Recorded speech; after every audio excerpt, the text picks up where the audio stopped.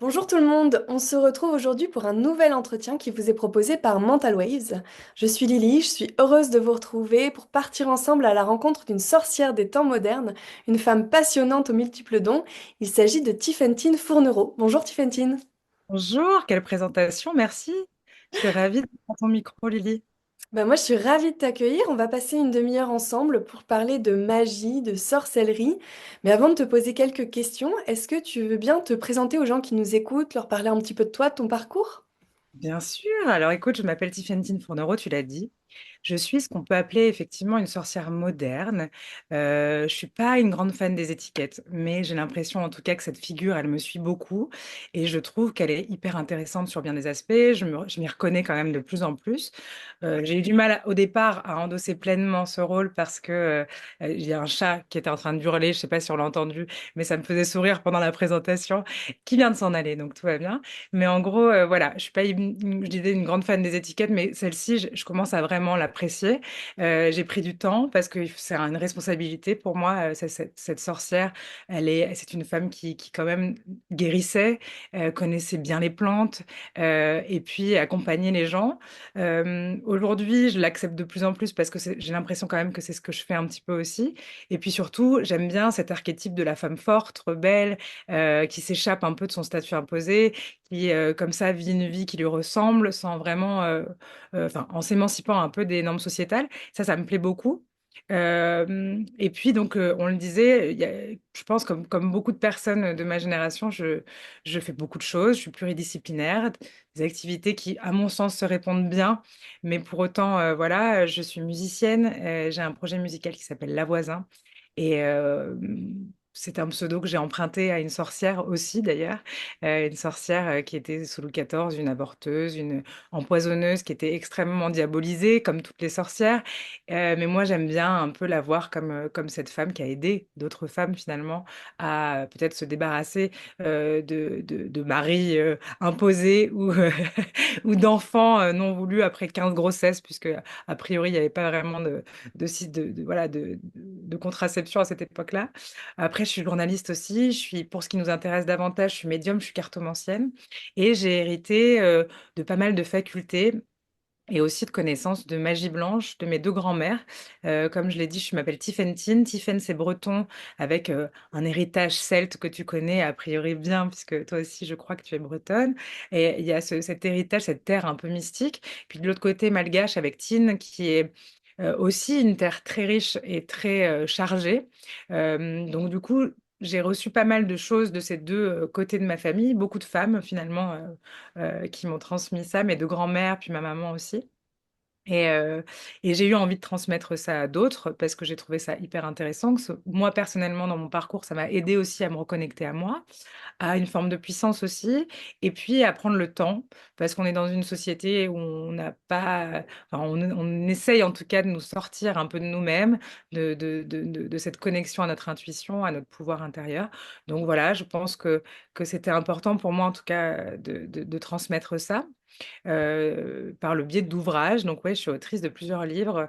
Un livre qui a été un gros bébé, qui est la Bible de la magie blanche. Voilà, ouais, exactement, où j'y parle pas mal de sabbat, des sbats aussi, où je propose des recettes, des rituels.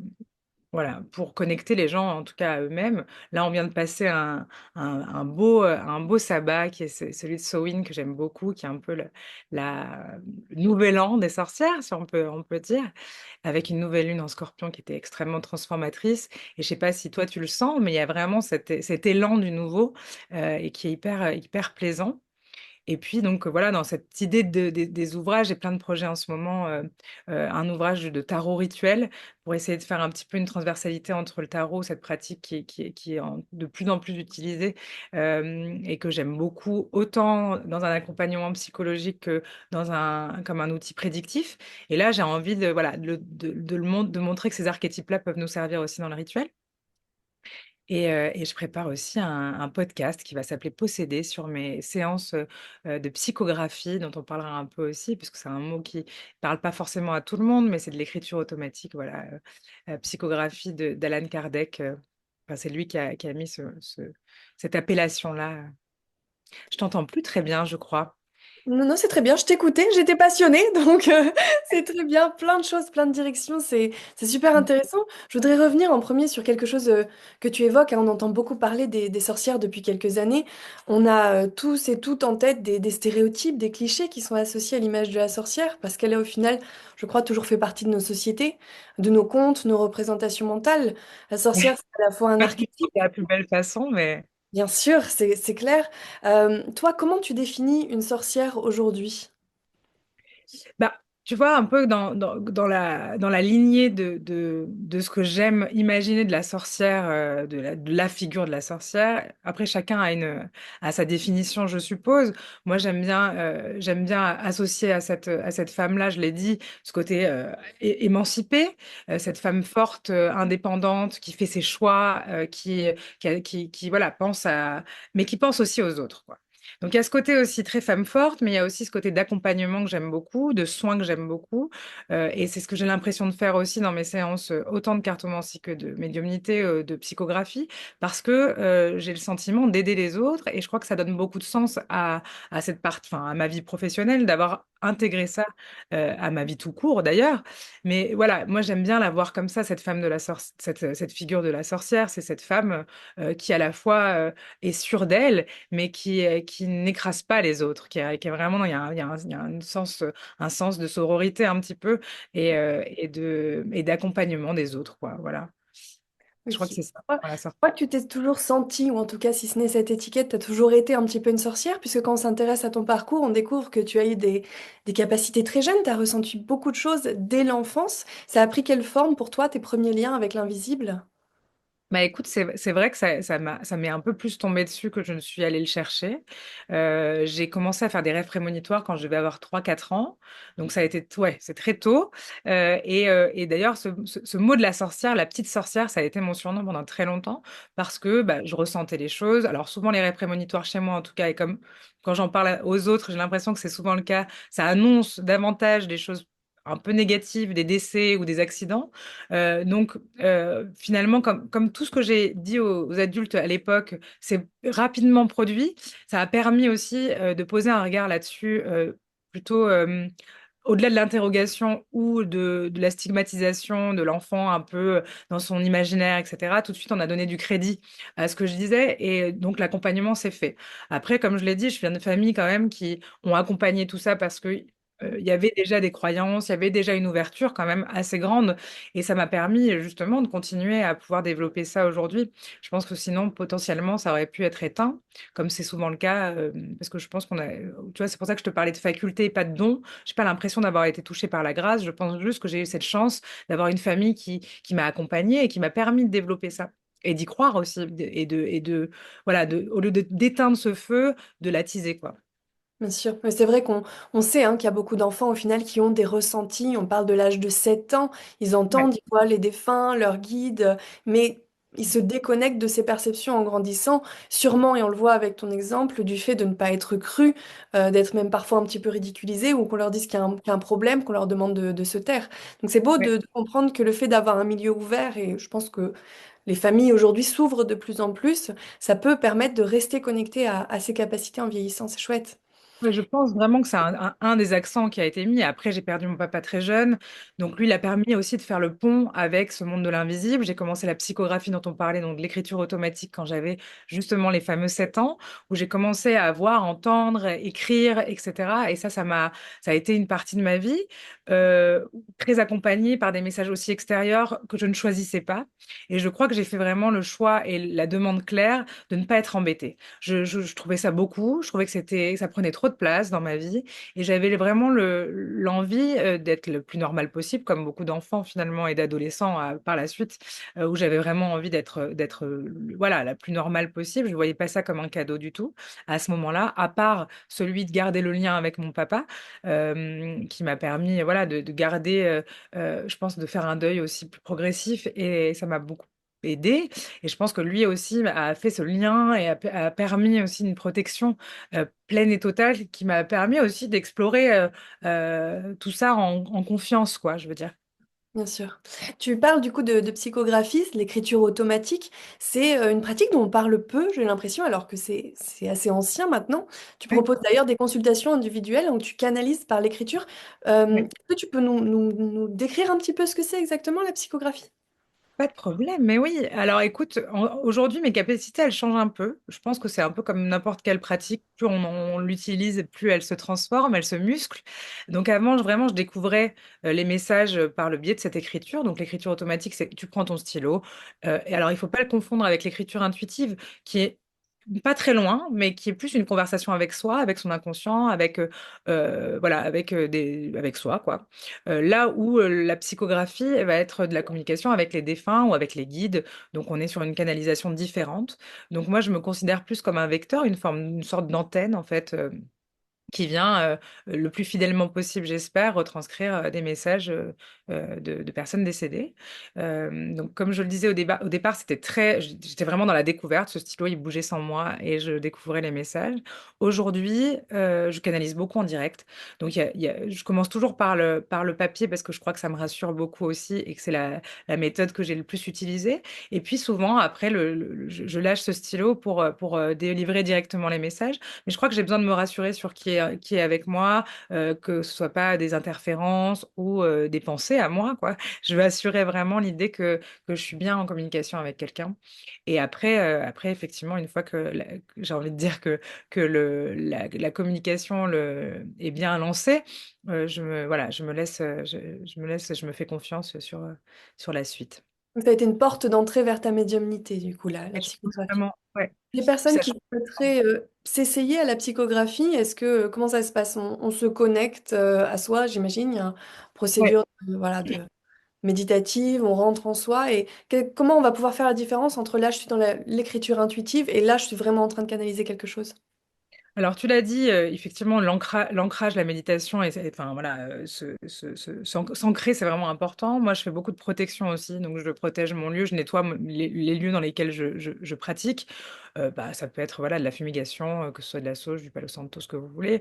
L'idée, c'est de se nettoyer soi et nettoyer l'extérieur, bien s'ancrer et se faire une confiance presque aveugle, parce qu'effectivement, au départ, moi, les premiers messages que j'ai reçus, bon, j'étais très jeune, donc, et comme je pensais que tout le monde faisait ça, j'ai pas eu vraiment ce truc-là. Mais quand effectivement j'accompagne d'autres à s'y essayer, je me rends compte quand même qu'il y a ce premier pas vers est-ce que je suis pas en train de me raconter des histoires, quoi. Et c'est tout à fait logique. Après, ce qui se passe, en tout cas chez moi, j'ai vraiment le sentiment qu'on me branche une clé USB qui n'est pas la mienne, quoi. Donc j'ai accès à des dossiers. Je ne peux pas les choisir, on me les impose un peu, mais par contre, je sens bien que ce ne sont pas mes dossiers à moi. J'y ai accès comme si je les avais vécus. Je peux vraiment ressentir la personne. Après, ça dépend ce qu'elle veut me montrer aussi. Parfois, c'est des choses très désagréables pour comprendre la façon dont la personne est décédée. Ça peut être des souvenirs, voilà. Mais en tout cas, j'ai un accès à des choses, au-delà des paroles que je lis sur le papier, j'ai accès à des choses. Je le ressens. Je sais que c'est pas moi. Je sais que ce sont pas mes pensées. Et je crois que moi, ce qui m'a beaucoup rassurée, parce qu'encore une fois, je doute encore, toujours. Je pense que ce scepticisme, il est important.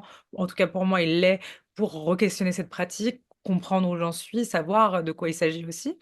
Et c'est vrai que les défunts avec lesquels je rentre en communication me parlent beaucoup de Dieu, par exemple. Et ça m'a aidé. Alors, moi qui ne suis. Alors, je crois en quelque chose, forcément, quand je vis des choses comme ça quotidiennement, je sais bien qu'il y a quelque chose.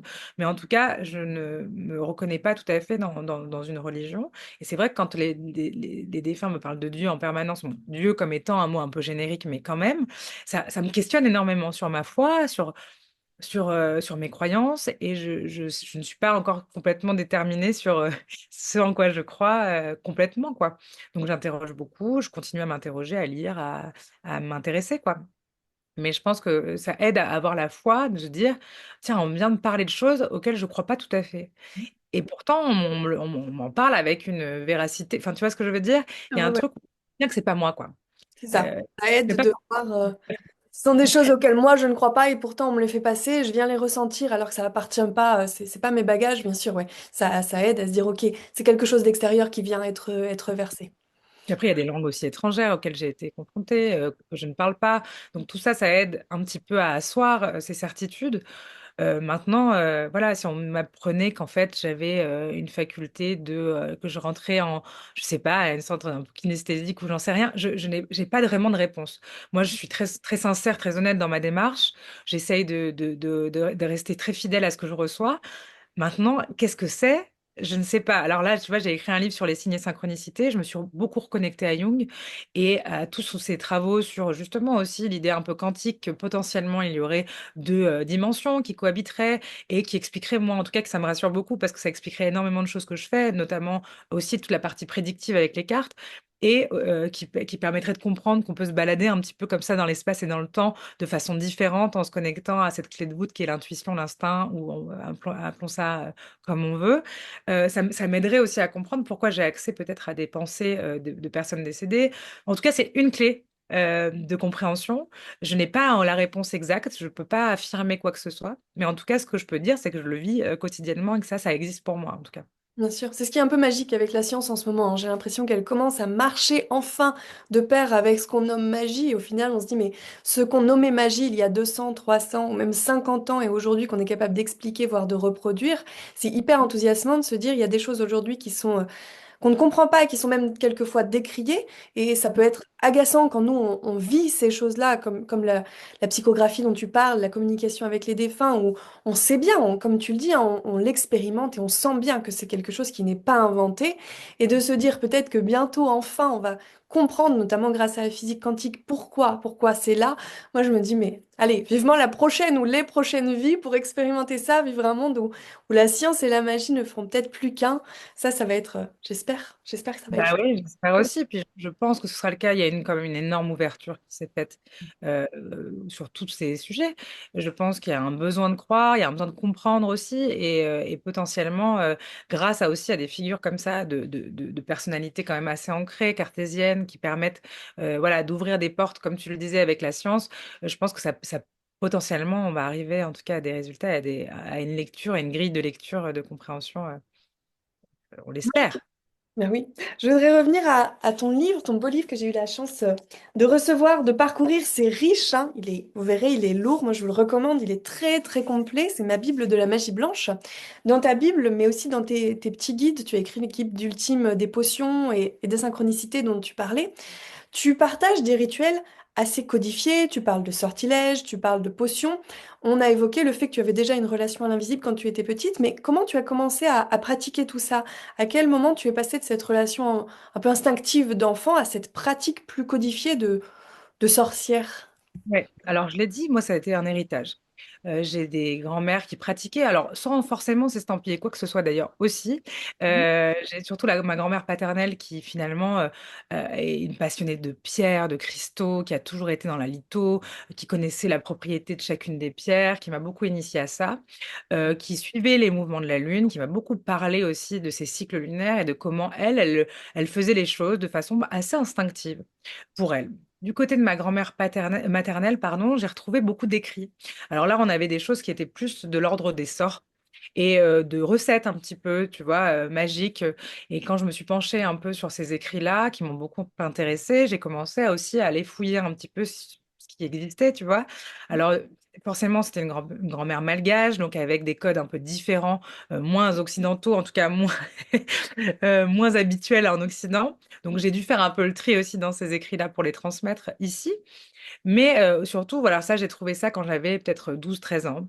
Ah, C'était en même temps que on m'a offert un jeu de tarot, donc j'ai commencé aussi le tarot à ce moment-là, à l'adolescence, assez jeune, et c'était une époque où quand même dans la pop culture, il y avait pas mal de films qui sortaient autour de, je sais pas si tu te souviens de The Craft, etc. Bon, il y a eu pas mal puis il y avait Charmed, et puis il y avait, enfin voilà, on était quand même, enfin moi dans ma génération, je sais pas de quelle année était, mais en tout cas, j'ai été très accompagnée par ça. Et forcément, en trouvant ces ouvrages-là, en sachant ce que j'expérimentais moi, en ayant tout ça, tu vois, tout ça, c'est un peu combiné et je suis allée un peu fouiller par moi-même aussi, pas particulièrement, pardon, dans la religion Wicca, pardon. religion païenne, très ouverte, dans laquelle je me reconnais pas entièrement, mais dans laquelle j'ai beaucoup puisé aussi, parce que je la trouve intéressante. Donc j'en parle aussi dans le livre sous cet angle-là, parce que je trouve ça intéressant. Et puis, je pense que beaucoup de femmes qui pratiquent, ou beaucoup d'hommes d'ailleurs, peut-être aussi, mais c'est quand même souvent des femmes qui m'écrivent en tout cas et qui achètent a priori mon livre. Mais oui, j'ai l'impression qu'il y a beaucoup de femmes qui se sentent très proches de cette religion là. Et donc j'en parle un peu plus longuement, même si je me sens pas complètement reliée à à tout ce que j'ai lu sur le sujet. Est-ce que tu peux nous expliquer un petit peu justement qu'est-ce que c'est la Wicca? Parce que c'est vrai que on y pense forcément aujourd'hui à la voix Wicca quand on parle Ouais. de sorcellerie et de magie, mais c'est pas toujours très clair. Bah, la Wicca, elle se connecte. Alors, il y a évidemment cette magie élémentaire. Elle vient, enfin, donc des quatre éléments. Elle vient aussi beaucoup se connecter aux déesses, aux dieux. Voilà, il y a toute une histoire autour du dieu cornu et des déesses alentours, etc. Moi, c'est là où ça me perd un petit peu, même si je trouve ça très beau. J'aime beaucoup l'idée un peu, bah, comme j'ai lu la Bible, j'aime bien m'imaginer. Tu vois, ces histoires-là, je les trouve très riches, très belles, et puis je pense qu'elles viennent de quelque part, quoi, tu vois, et qu'elles viennent alimenter des choses, mais dans ma pratique à moi, c'est vrai que je suis plus dans quelque chose. Alors, j'aime toujours aussi cette idée de ritualiser en groupe parce que je trouve que l'énergie du groupe est formidable. Mais c'est vrai que dans mes livres, j'invite plus les gens à se comprendre, à comprendre leur façon de pratiquer, à venir essayer des choses pour, tu vois, qui leur correspond avant de commencer tu vois, à ritualiser en groupe, même si c'est formidable aussi. Parce que voilà, dans ces livres-là, j'avais envie de connecter d'abord à soi. Comme je le disais, pour moi, le rituel, c'est ça, quoi. C'est prendre du temps pour soi, c'est arriver à un point de, tu vois, de connaissance de soi, de confiance aussi en son instinct. Et moi, c'est ce qui m'a un peu sauvée, je pense, à des moments de ma vie, et dans mon évolution, dans des pertes de confiance. On est dans une société qui ne valorise pas énormément la femme, qui la met souvent en danger, qui est, en tout cas, qui biaise son regard. Et donc, moi, j'ai beaucoup souffert personnellement de dysmorphophobie, d'un regard très distordu sur moi. Et je crois que la magie m'a un peu sauvée de ça aussi parce que ça m'a permis de décentrer un peu le regard, de prendre du temps, de me reconnecter à moi. Et ça m'a beaucoup donné de pouvoir, en fait, et de puissance. Et une forme de confiance parce que j'ai beaucoup travaillé aussi sur, tu vois, la vibration, parce que tout est vibration. Et je pense que de faire augmenter son taux vibratoire, c'est aussi bah, accepter une vie qui est beaucoup plus positive, c'est soigner sa pensée intérieure, c'est soigner son environnement, etc. Donc, je me suis un peu détournée de ta question, je crois, mais écoute, je suis un peu Alors, bavarde.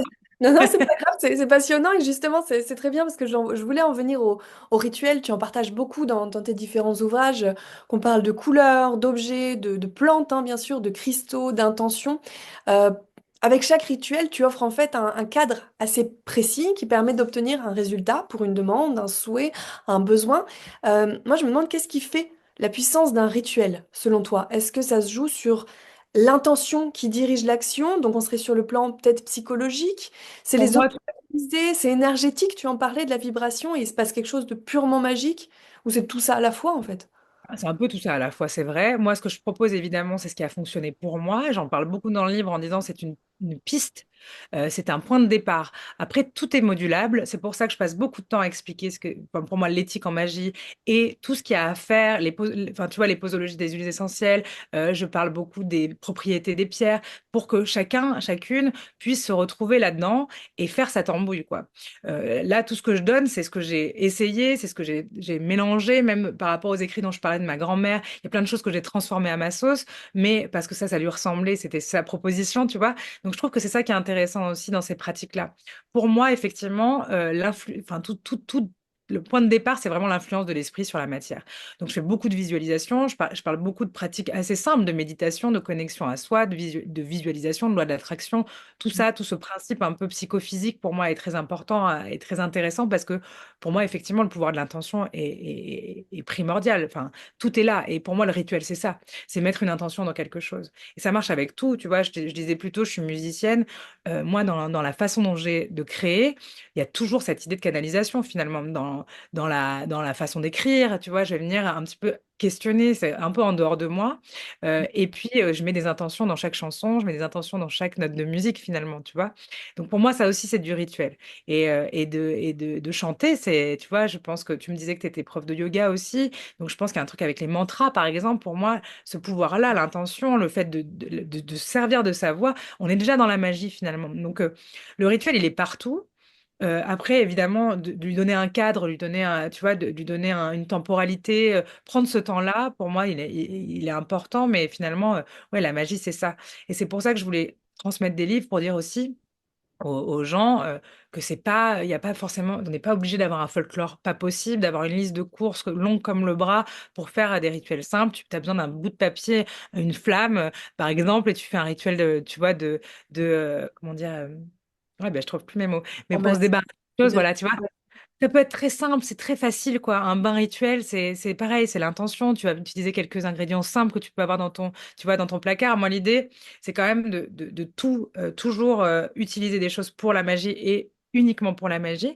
Mais une fois que ça a été fait, comment dire, enfin, fait en sorte d'avoir ces outils pour et dédiés à la magie, ça peut être, tu vois, très simple, quoi. Ça peut se trouver n'importe où. On n'a pas besoin nécessairement d'avoir des connaissances immenses, quoi, je veux dire. Ouais, on va chercher, on va se connecter à cette intention, à cette vibration, et puis au final, on l'a fait passer à travers quelque chose de plus concret, de plus matériel, comme à travers la musique, comme à travers voilà les objets dont tu parles. C'est ce qui ensuite produit cette magie dans la vraie vie, quoi.